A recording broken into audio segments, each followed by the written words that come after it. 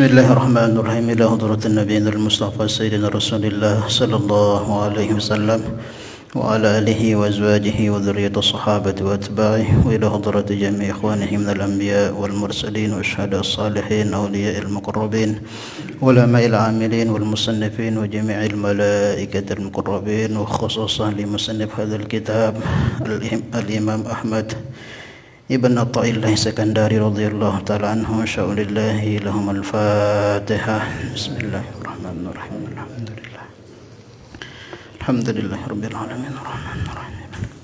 Iyyaka na'budu wa iyyaka nasta'in ihdinas siratal ladzina an'amta 'alaihim. Nggih insyaallah dibaca saja. Anda datang?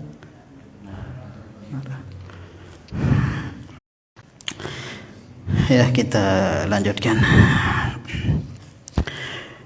Bismillahirrahmanirrahim. Insyaallah kita lanjutkan mudzakarah ngaji kitab Al-Hikam Al-Athaiyah.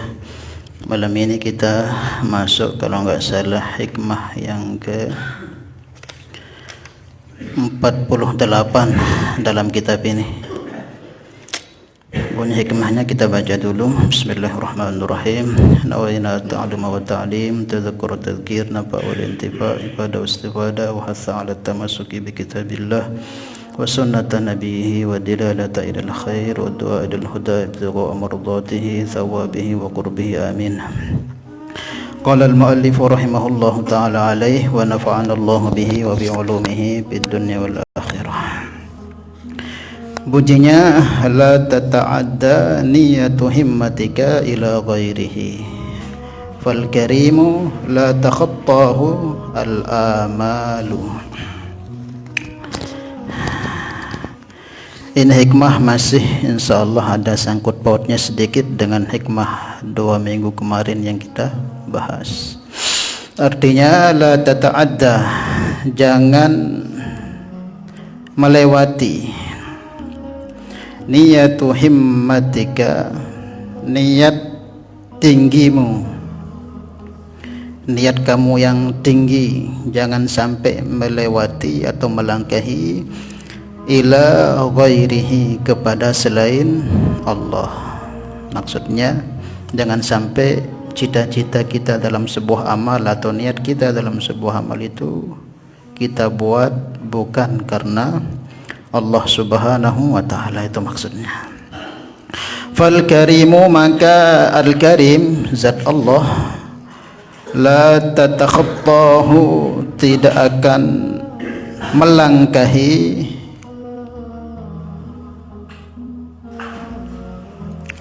al-amalu, cita-cita atau harapan. Maksudnya jika Allah subhanahu wa ta'ala sudah dituju oleh hambanya, maka Allah tidak akan meninggalkan hamba tersebut, pasti akan dibantu, ditolong oleh Allah subhanahu wa ta'ala, karena zat Allah itu Al-Karim. Adapun hikmah yang 2 minggu lalu kita bahas mengenai kan Allah wala syai'a ma'ahu wa huwal an ala ma alaihi kan, adanya Allah itu wala syai'a ma'ahu, tidak ada sesuatu yang membersamai Allah. Kalau kita ngaji akidah dulu itu, ini masuk ke wujudnya Allah itu yang maha qadim. Kalau qadim itu apa dulu artinya? Wujuduhu bila ibtida, wal awal laisa ba'dahu syai'. Keberadaan Allah itu tidak diciptakan, tidak ada yang mendahulunya, tidak pernah tidak ada. Wa huwal an ala ma kana alaihi kan, dan sekarang keadaan Allah itu sama seperti keadaannya dulu. Ini maksudnya selanjutnya, yaitu sifat al-baqa. Huwal akhir laisa ba'dahu syai', dia yang akhir dan tidak ada selepas Allah tersebut. Maknanya juga sebagian ulama akidah menyebutkan baqa itu tidak hanya Allah itu akan terus ada, tidak kurang pas kalau begitu. Kalau yang terus ada juga ada makhluk Allah yang terus ada, itu memang tidak dihancurkan oleh Allah. Termasuk surga neraka itu kan, orang-orang yang beriman dan beramal soleh khalidina fiha abada, akan kekal. Nah, jangan kita samakan kekal Allah itu dengan kekal makhluk-makhluk yang sengaja dikekalkan oleh Allah. Wa nufikha fis suri fa sa'iqa man fis samawati wa man fil ardi illa man sya'allah. Ketika as-sur, sangkakala kiamat yang pertama itu ditiup, semua hancur. Man fis samawati wa man fil ardi, langit yang di bumi, illa man sya'allah, kecuali ada yang tidak dihancurkan.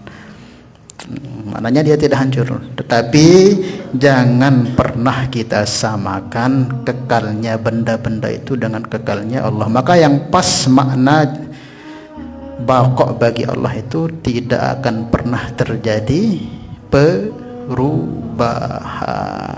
tidak akan pernah terjadi perubahan. Kalau surga neraka bisa berubah tergantung Allah Subhanahu wa taala. Maka dari sini pula kita jangan pernah mengatakan Allah itu butuh. Termasuk yang sering disampaikan di YouTube itu kan, Allah itu bertempat di arsy, berarti berubah jadinya Allah. Dulu tidak bertempat, kemudian ada arsy, terus bertempat. Nah, berubah itu tidak layak dinisbatkan kepada Tuhan. Apalagi butuh. Yang layak dinisbatkan butuh ya kita ini ciptakan rumah, memang kita butuh untuk kita istirahat, berteduh dan sebagainya. Nah, Allah itu enggak.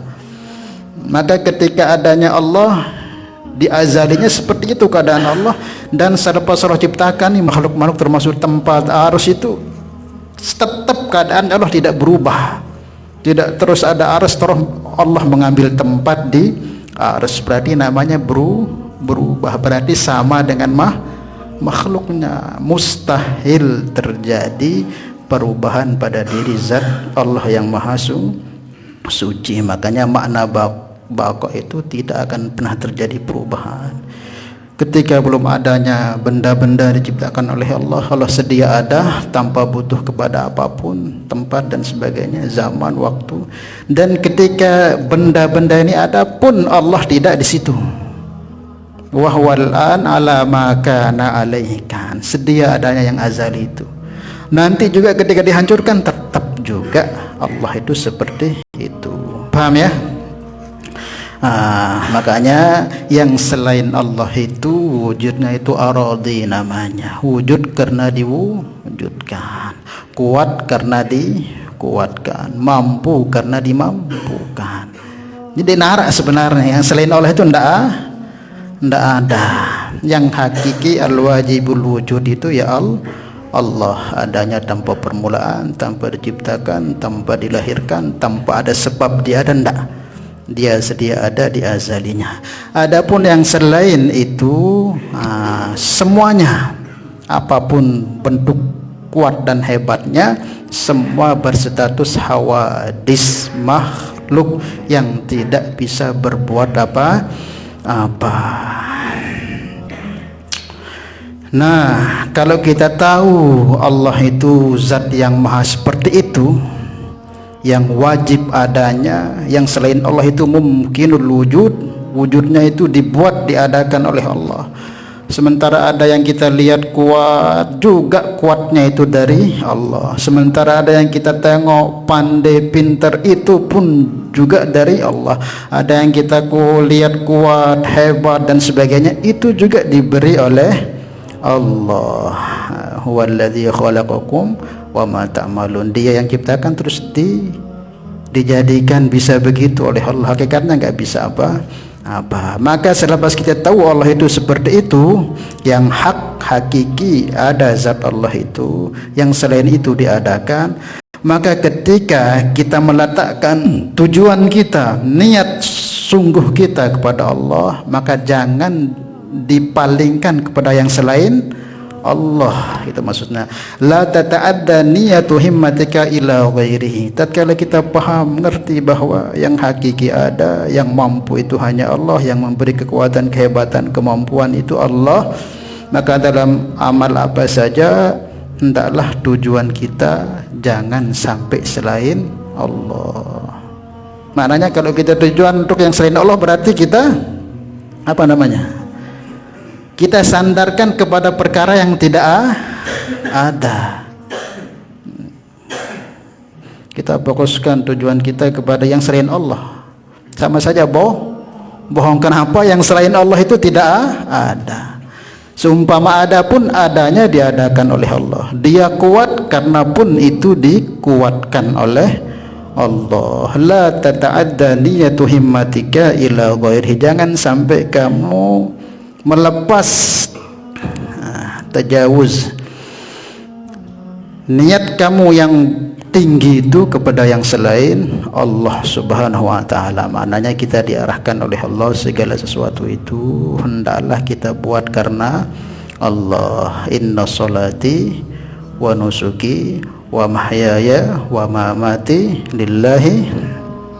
Kalau thariqahnya Qadiriyah Naqsyabandiyah itu biasanya kalau ada lintasan zikir itu, termasuk guru tiang dulu almarhum Kiai Zarun itu, bahkan di dalam salat itu kalau ada terlintas niat-niat yang bukan karena Allah itu, maka beliau biasa mengatakan ilahi anta maqsudi wa ridhaka matlubi gitu. Itu sering, bahkan dalam sholat ketika takbir mungkin ada lintasan barhad itu deparan niat itu gini langsung beliau ucapkan. Nah, ucapan seperti dalam sholat itu boleh, karena itu bagian dari doa, termasuk bagian dari zikir untuk menghilangkan bisikan-bisikan syaitan yang ingin kita itu berbuat yang bukan karena Allah. Paham ya? Ilahi, wahai Tuhanku, wahai sesembahanku, anta maksudi, engkaulah tujuanku, waridhaka, dan ridhamulah matlubi, yang aku cari. Itu ada lanjutannya enggak? Aqtini. Nah, kalau itu nggak dibaca. Nah, yang penting kalau sudah tujuannya Allah itu sudah lurus. Nah, maka ini kita diarahkan untuk apapun itu hendaklah tujuan kita murnikan. Makanya ngaji tauhid yang dulu itu ada tujuan kita murni karena Allah Subhanahu wa ta'ala, untuk keridhaan Allah Subhanahu wa ta'ala, jangan yang lain. Karena kalau yang lain ini kita tujukan, sama saja sebenarnya kita ini menyerahkan urusan kita kepada perkara yang tidak ada secara hakikat. Maka nanti supaya tidak salah paham nanti dijelaskan. Juga sebagian syarah kitab Al-Hikam ini menyebutkan ini bukan berarti menafikan kita untuk menggunakan asbab. Berarti Allah doang, wah yakin dong kalau Allah dendik tengelor. Oh, telu jurung patilu jak mati. Tetap. Nah, ini kan dalam ranah hakikat. Tujuan kita dalam segala hal itu murni karena Allah. Maka seperti yang disebutkan tadi, inna salati, sesungguhnya salatku, wa nusuki, dan ibadahku, wa mamati lillahi. Nah, seperti itu. Semua gerak-gerik kita tujuan karena Allah. Maka di sini ulama mengatakan tidak menafikan kita menggunakan asbab. Ini keyakinan saja di dalam hati kita. Keyakinan. Tidak perlu kita ucapkan. Nanti kalau kita ucapkan nanti malah timbul kesombongan, kemantepan di dalam hati kita, keyakinan di dalam hati kita bahwa manfaat, mudarat itu semua dari Allah. Dan juga tidak menafikan kita tabarrukan, ngambil berkah dengan hal-hal yang memang di situ ada keberkahan yang Allah letakkan, seperti para anbiya, para rasul, atau para sahabat Nabi, atau atharus sholihin, bekas-bekasnya orang-orang soleh gitu. Itu juga tidak menafikan kita melakukan seperti itu. Tidak perlu begitu, berkah itu apa, langsung saja ajak Allah Ta'ala. Nah, ini itulah kurang pas, kurang benar. Karena tabarukan dengan hal-hal yang kaitan yang memang ada kelebihan dia dalam agama itu mustahabun, sunnatun mustahabbatun, sunnah yang sangat dicintai. Kemarin pagi itu yang di Putri itu ngisi kitab At-Tibyan mengenai apa namanya hukum meniup meniup muawwizatain itu kepada tangan terus kita rapuskan atau kepada minuman kita minum. Itu memang ada sebagian ulama termasuk Al-Imam Sufyan Ats-Tsauri menganggapnya makruh, kurang bagus. Tapi kebanyakan dan juga dalam hadis Nabi disebutkan bahwa itu adalah sunnah mustahab. Termasuk ya kita datang ke tuan guru misal ulama besar, kita minta doa. Paham ya? Itu namanya tabaruk bi atharis sholihin, tabaruk dengan bekas-bekasnya orang soleh. Itu masyru' disyariatkan dalam agama. Itu tidak menafikan itu. Bukan maksud di sini pokoknya Allah saja sudah, nggak usah pakai sebab, nggak bisa. Karena kita terlahir di dunia ini pakai sebab, maka selepas itu terus kita akan pakai sebab. Mau kenyang harus makan, mau sembuh harus berobat. Tidak bisa kita kalau kita pokoknya ndek kumedewat, berarti sudah kesolehan, ketakwaan sudah kalah-kalahan Nabi Muhammad. Nabi Muhammad itu kalau sakit berobat enggak? Berobat beliau. Makanya ini akidah, keyakinan dalam hati kita, jangan pernah ada terbentik dalam hati kita bahwa ada sesuatu yang selain Allah itu mampu memberikan manfaat mudarat. Tetapi dalam praktek syariat zahirnya ya, kalau kita sakit cari obat, minum, kan ini ranah syariatnya. Inilah yang diajarkan oleh Rasulullah. Makanya Nabi itu dikirim untuk apa? Litubayyinu syariah, untuk menjelaskan syariat.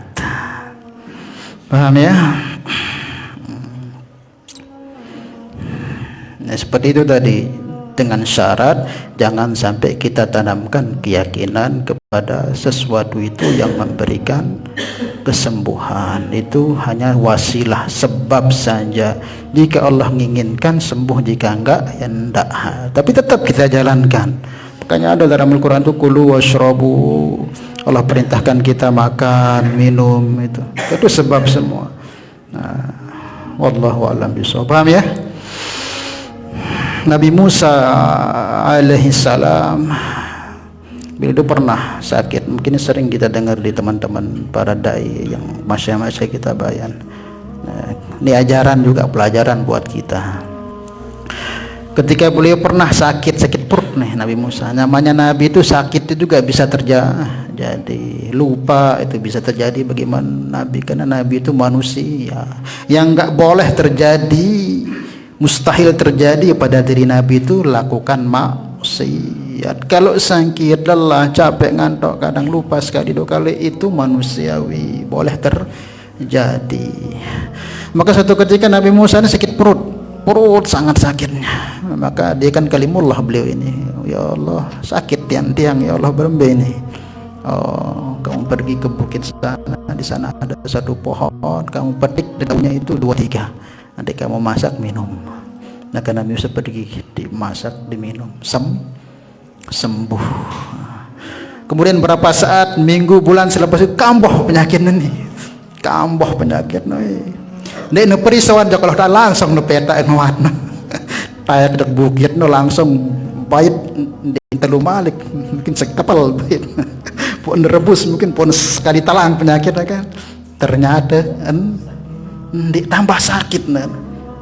Baru nasawan pas tambah sakit, ya Allah tiang sakit tian malik niki, wah tian nginem keluik nawat niki, lagu maka dia sembuh. Oh, tapi ini jangan kita salah paham.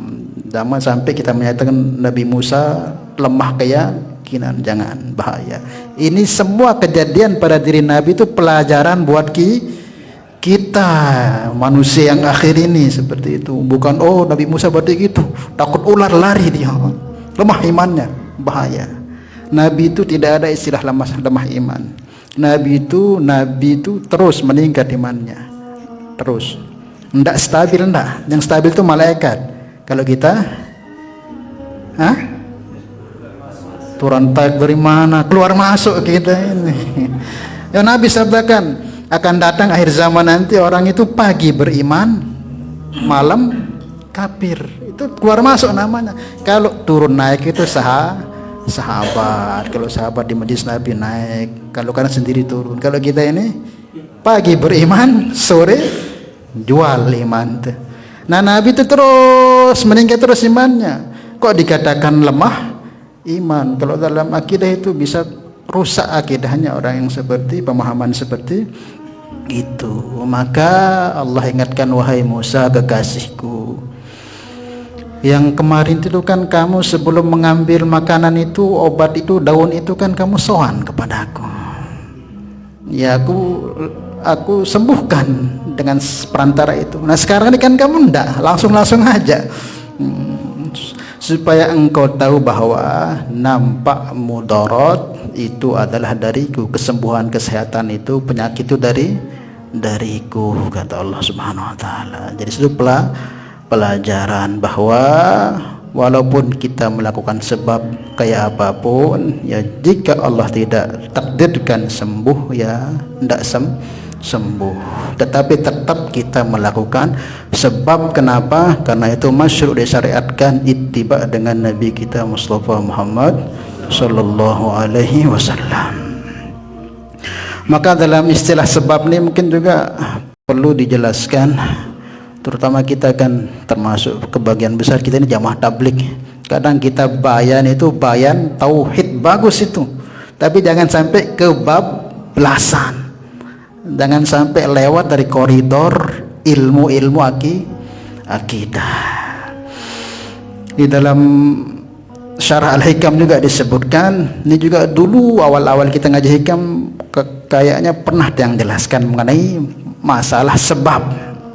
Ada 4 pembagian jenis sebab ini dan 4 keadaannya. Kita bisa menjadi dengan sebab ini jadi kafir, bisa jadi fasik, bisa jadi jahil, bisa, dan juga orang bertauhid juga bisa. Yang pertama, man tayaqqana annal asbab tu'athir faqad kafar. Siapa yang berkeyakinan sebab itu yang memberi bekas, kafir sudah dia. Paham maksudnya? Yakin teh bahwa sahilangan kenyang nih teh pucuk harum manis ini. Lamun teh yakin ye zatna telangan haus teh, berarti sudah kita berkeyakinan yang selain Allah itu mampu berbuat, maka akidah kita rusak, kafir kita. Paham ya? Ndek nene doan. Apapun ngenowat ke apa malik nasi ke kepeng ke pegawaian ke tok yakin si enono asli sabeng nampak dan mudarat atau keselamatan, maka orang tersebut kafir. Paham ya? Kemudian yang kedua, man tayaqqana annal asbab tu'athir biquwwatin ja'alahu Allahu fihi faqad jahila. Siapa yang berkeyakinan bahwa sebab ini yang memberikan bekas asar, tetapi dengan kekuatan Allah yang Allah letakkan di situ, ini orang bodoh. Paham ya? Dia yakin bahwa teh ini yang menekan haus, lagu pelantara kekuatan Allah yang Allah letakkan pada teh ini, maka haus itu hilang. Orang seperti bodoh. Kenapa bodoh? Karena dia menganggap Allah itu lemah. Untuk menghilangkan haus hambanya perlu dulu diletakkan kekuatan. Nah, letakkan kekuatan bagi Allah itu lemah. Menitipkan kekuatan, nitipkan ini nggak boleh itu. Tuhan itu nggak perlu pakai itu. Paham ya? Kadang kita kan ceramah itu, api bisa memperang jika api letakkan kekuatan pada Allah, letakkan kekuatan pada api maka api, jangan seperti itu. Itu tidak ada istilah Allah letakkan kekuatan itu. Kalau diletakkan, dititipkan dulu kekuatan itu menunjukkan Allah itu lemah, sifat lemah tidak boleh dinisbatkan kepada Allah. Paham ini ya? Maka bagaimana supaya benar pemahaman kita masalah ini? Caranya, kata ulama kita ngajarkan bahwa tatkala kita ambil air terus kita minum, maka ketika air masuk perut kita, Allah kirim makhluknya yang namanya kenyang, bukan kenyang dari air ini, enggak. Dia ada sendiri makhluk yang Allah kirim namanya kenyang, langsung hilang kenyang kita, bukan karena air ini, bukan. Kalau sampai kita pahami Allah letakkan itu kekuatan, inilah namanya kita bodoh, sudah tahu nggak bisa apa-apa tapi kita yakini ini, kita anggap Allah itu lemah jadinya. Nah, paham ya? Kayak misal tiang lempar nih pakai HP ini kaca itu, tiang lempar kena kaca, bukan pecah kaca itu dari ini, tapi Allah sendiri yang jadikan pecah itu. Allah kirim makhluknya yang namanya pecah. Jadi nggak ada asar-asar dari makhluk ini, nggak ada, semua murni satu persatu Allah yang buat. Kita minum obat masuk perut kita, hilang sakit kita, Allah kirim makhluknya yang namanya sehat, bukan sehat dari obat, sebab obat enggak. Nah, paham ya? Nah, supaya kita bener akidah kita ini, jangan, makanya ilmu tauhid itu ada itu esakan, pokoknya sesuatu semua leman Allah, ndak ada sebab, ndak ada pun asar-asar dari ndak. Ini maksudnya akidah, keyakinan dalam hati kita seperti itu. Makanya ulama-ulama dulu itu ngajarin kita mau apa saja itu baca bismillah. Ada kan termasuk di keran itu masyhur Tuan Guru Mukhtar itu kan, pokoknya apa-apa ya ini bismillah. Kenapa? Al-Imam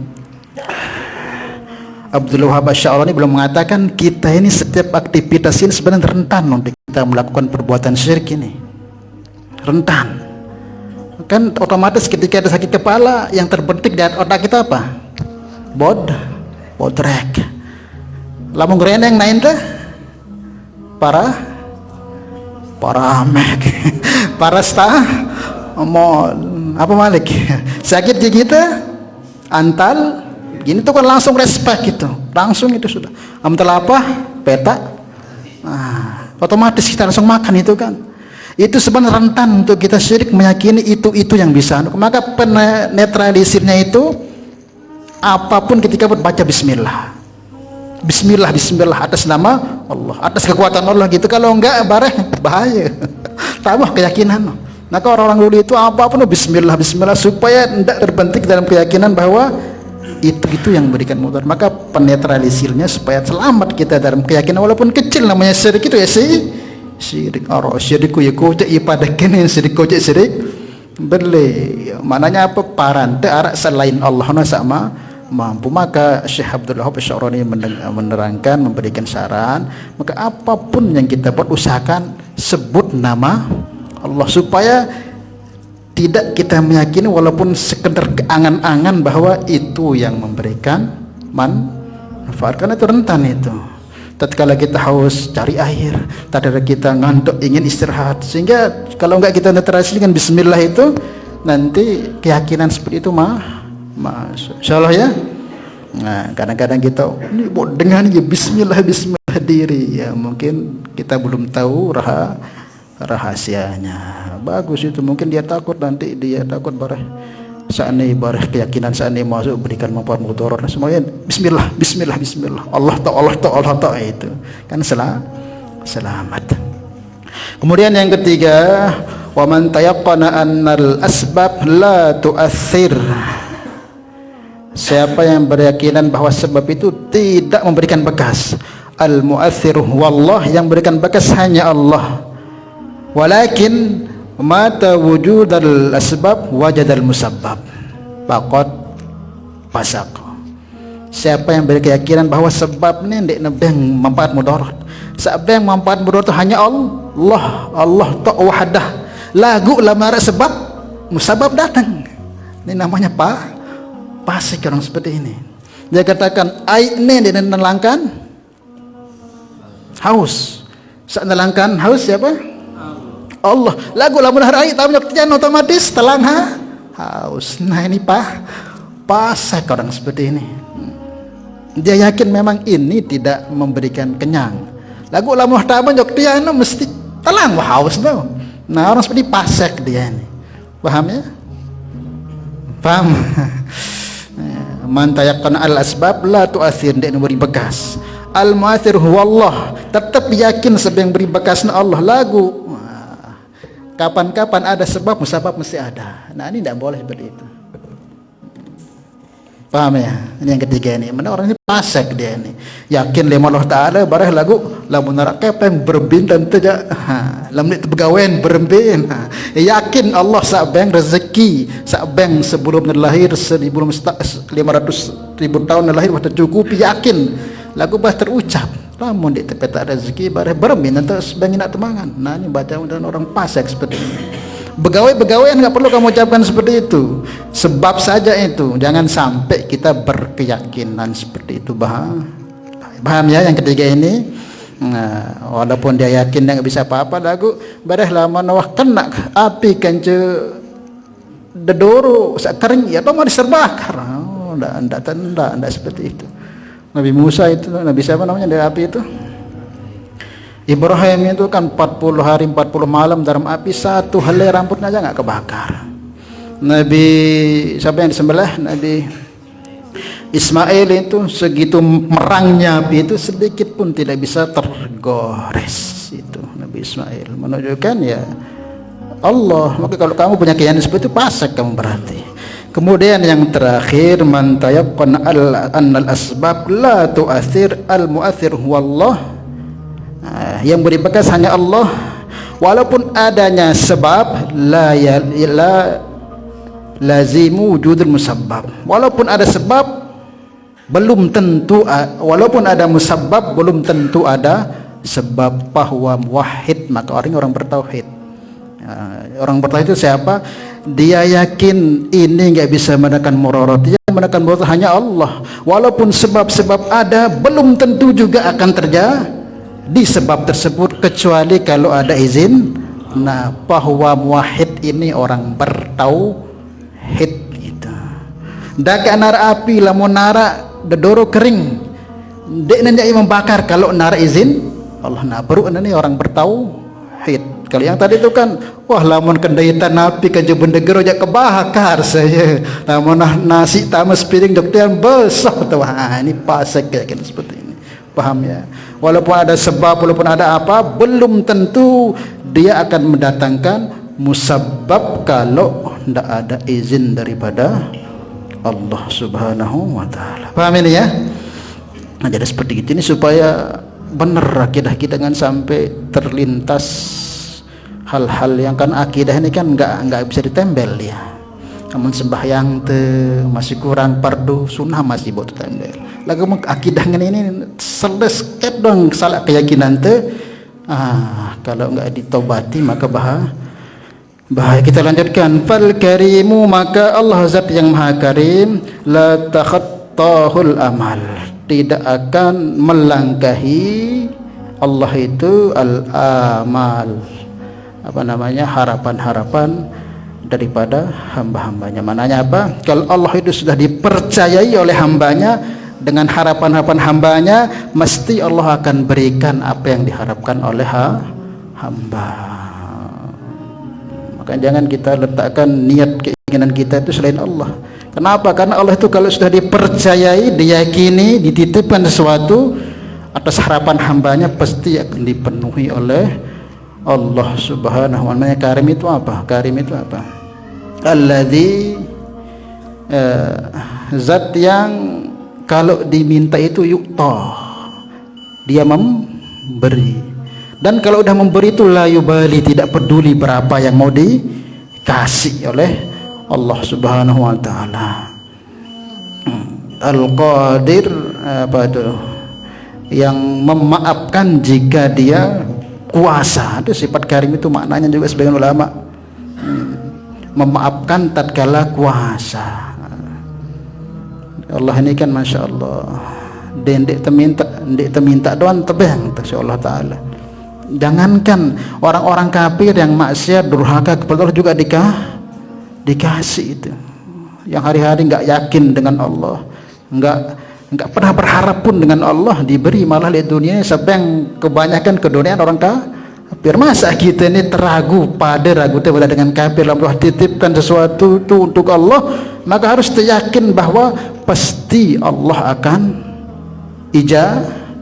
ijabah. Makanya harus dengan yakin. Muamalah dengan Allah itu kuncinya harus yakin, nggak bisa coba-coba dulu mah baca Yasin 40 dicoba-coba baca Yasin malah Allah nih ibarat apa kan lu masalah dicoba-coba baca Yasin sang bau jok Allah Ta'ala namun sang bojok muhli aja ini ya mengarungnya jok muhli sang dan bisa kalau itu yakin harus kalau sudah syarat ketentuannya sesuai itu Allah tidak akan pernah menyanyiakan. Innallaha la yudhi'u amalal muhsinin, innallaha la yukhliful mi'ad, ud'uni astajib lakum. Banyak sekali ayat dalam Al-Quran itu. Maka syaratnya apa? Yakin. Kemudian tentunya dengan syarat-syarat yang Allah telah tetapkan dari pemberitahuan daripada nabi-nabi beliau. Maka insyaallah apa yang kita harapkan itu pasti Allah akan berikan, dan yang hak memberikan itu juga memang Allah. Makanya kita jangan gantungkan kepada makhluk, kecewa tok isinya. Nah, kalau berharap bergantung kepada makhluk, kecewa tok isinya. Maka apapun yang kita buat, mau kita ngajar seperti ini, mau kita dakwah juga, mau kita zikir, tujuan murni karena Allah Subhanahu wa Ta'ala. Nanti kalau enggak gitu nanti ya rentan kita akan kena penyakit hati. Kalau sudah tujuan kita yang penting Allah senang wah, yang penting Allah senang, ngembe pun keadaan yang penting Allah senang. Maka ada orang dukung, enggak dukung, orang cuek, itu bukan urusan kita karena tujuan kita pokoknya Allah senang. Urusan bawa ini senang ya sila, enggak senang juga enggak apa. Maka kalau tujuan kita itu semenyenangkan Allah, itu tidak akan terpengaruh dengan keadaan. Kalau yang selain Allah kita tuju, maka isinya kecewa. Wah, ku usaha nanya dia nara, kecewaannya rusak. Wah, ku usaha ngajahan lagu semakin rusak. Jadi intinya sudah karena Allah. Kalau memang karena Allah, nanti Allah sendiri yang akan atur. Nggih, kita tanyakan. Paham tapi ini ya? Wallahu a'lam bishawab. Ini tanyakan.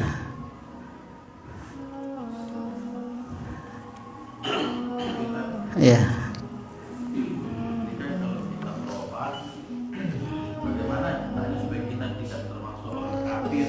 Ya.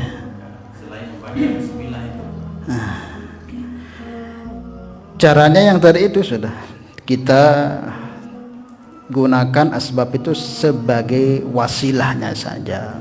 Ikut Nabi, ikut sunnah Nabi. Kan Nabi kalau sakit juga berobat. Cari dia, jangan sudah sakit kayak mau berobat nanti tambah parah, nanti ngerepotin keluarga. Cari obat. Kalau yang ini kan sakit otak, sering sakit otak. Kalau mau ngajahan sakit otak, ladar doang si bodrek. Bismillah kan. Yang penting udah temu ngajahan. Bulu ya dengan tanah jari sebab itu minum ikut tiba Rasulullah. Lagu lamun hante dia ngajahan lelah tapi sakit otak doang, jadi seperti itu. Tetap gunakan asbab karena Nabi ajarkan seperti itu. Cuman keyakinan kita tetap mantap bahwa manfaat dan mudarat itu daripada Allah. Maka supaya lebih mantap yakin lagi, Bismillahirrahmanirrahim. Wah, inem seperti itu. Paham? Makanya itu harus dilawan dengan bismillah. Ndak, kalau sudah memang ada bisikan gitu sudah lawan ndak. Memang kan namanya, apalagi kita mulai belajar sebenarnya sering ada bisikan-bisikan. Itu maknanya bahwa amal kita ini ada respon baiknya sehingga setan itu datang bisikan syukur itu. Tadi dia masuk ngaji desa Rubin, masuk. Lagu lamun dek aja dia tahu diri dia padahal wah keluar dari itu yakin tedoan si watnes kan. Lagu lamun tuh pelajari sehingga apa? Kita akan sesuai dengan syariat. Kalau ada bisikan, berarti dia benar sudah ini. Setan itu mesti nggak senang kalau kita berbuat kebenaran, mesti akan ada bisikan-bisikan. Maka minimalnya anukan dengan membaca Bismillah.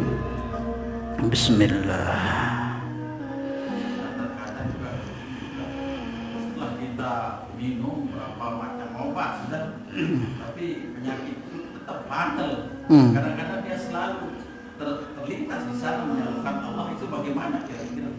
Ya itu juga nggak boleh. Ya itu juga enggak boleh. Itu kan supaya mantap yakin kita bahwa ya memberikan sehat itu bukan obat Allah. Caranya gimana? Ulama kita begitu supaya kita bisa syukur atas apapun yang Allah berikan, terutama penyakit misalnya. Lamun tebudi penyakit mungkin sakit otak, suruh lamun denara nikmati dulu sakit otak no. Nikmati arek pir jam. Putus syukuri bahwa wah sebulan lebih jadi sakit otak. Sekarang setahun lebih, ini tumen-tumen sakit otak, dedek mana bodrek dulu nikmati Allah. Ya Allah, setahun lebih ngaku dek sakit otak, nekan rebeng, ku nikmati wah dulu. Itu mensyukuri. Kemudian caranya gimana? Lihat orang yang di bawah kita, misalnya kita sakit otak, lihat sebuah lihat banyak orang-orang yang kakinya patah, masih sakit otak kan, alhamdulillah. Dengan Ruben, hidup sempit terus repet, soek sekecet doan, alhamdulillah. Ruben dengan tabrakan belak otak, aku alhamdulillah masih naik doan. Ini desu, lamun dek ngono ya Allah, kita jadi nah.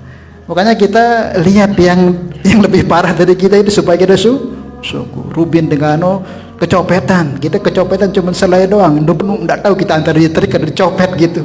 Nah, maka kita dengar berita kemarin ada orang dirampok habis rumahnya. Alhamdulillah burun selai doang terang. Syukur kita, jadi kalau ndak gitu ya ngomeh terdoa noh jadi apa ke dosaku nih, apa anu bahaya. Paham ya? Ya cukup insyaallah ya. Kemudian mungkin kemarin yang ngisi pengajian di Telaga, alhamdulillah sempat diingatkan sama beliau ini Ustadz kita Ustadz Syam mengenai masalah apa itu fikih kemarin, itu masalah najisnya orang-orang kafir. Innamal musyrikuuna najasun fala yaqrabul masjidil haram ba'da amihim hadza. Cuman saya enggak baca lanjutan ayatnya, bahwa najis yang dimaksud dalam kitab itu adalah i'tiqad, bukan bil abdan. Maksudnya i'tiqadnya orang kafir itu najis karena menyekutukan Allah, maka kita jangan deketi. Kalau jasadnya sama seperti kita orang kafir itu suci. Bagaimana kalau orang kafir masuk masjid? Ya boleh saja karena dia tidak najis, i'tiqadnya saja. Dalilnya Nabi pun seringkali Nabi itu kadang beliau mengajak orang-orang kafir itu masuk masjid Madinah. Kalau ada tamu itu Nabi istighfarnya di masjid itu. Kadang juga Nabi pernah debat sebagian riwayat dengan orang kafir di situ. Kadang Nabi pernah menawan beberapa orang di tiang Masjid Nabawi. Maknanya kalau Masjid Nabawi saja boleh, apalagi yang di lain, tentu dengan syarat-syarat dan ketentuan. Tentu dengan tutup aurat, tentu dengan tidak ada tujuan merusak dan sebagainya, boleh saja. Apalagi kalau dia niatnya masuk itu untuk mendengar ayat-ayat Al-Quran supaya harapan masuk Islam. Nah yang enggak boleh itu cuman satu masjid, enggak boleh masuk orang kafir ke masjid itu. Inilah di ayat ini dalilnya ini. Fala yaqrabul masjidil haram ba'da amihim hadza. Kecuali Masjid Haram itu dari diturunkannya wahyu itu sampai sekarang enggak boleh orang kafir masuk Masjid Haram. Sesuai dengan nas Al-Quran ini enggak boleh sudah. Tapi yang selain Masjid Haram diperbolehkan menurut kebanyakan ulama, tentunya dengan syarat-syarat ketentuan. Harus ada izin takmirnya, harus ada tutup aurat, tujuannya benar. Kalau jangan sampai ada niatnya yang tidak benar, maka hukumnya boleh. Yang enggak boleh sama sekali itu yaitu Masjid Haram Mekah, sana Mekah Al-Madinah baru itu nas, karena ini nas dalam Al-Quran, maka tidak boleh. Wallahu a'lam bishawab. Semoga Allah Subhanahu wa taala berikan kepahaman kepada kita dan Allah tambahkan keyakinan kita kepadanya. Al-hadhihi niyah al-Fatihah. Bismillahirrahmanirrahim. Ya kana mudzakan astaghfirullah sallallahu alaihi wasallam. Salatullah salamullah ala Rasulillah salamullah ala Yasin Habibillah Nabi bismillah wa bil hadi